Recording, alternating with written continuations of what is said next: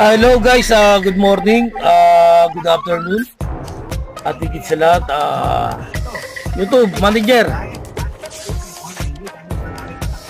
sahod ko manager.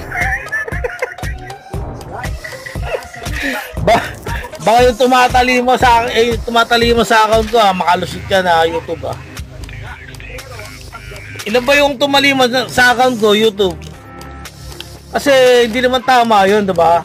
Eh kung wala namang pangyayaring ganun, maswerte sila, hindi sila mapaparusa. O diba?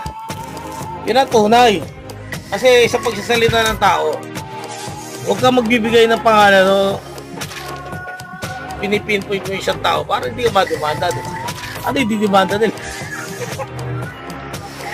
Basta yung account ko, YouTube, kung sino yung taong tumatali mo dyan, diba? Kailangan niya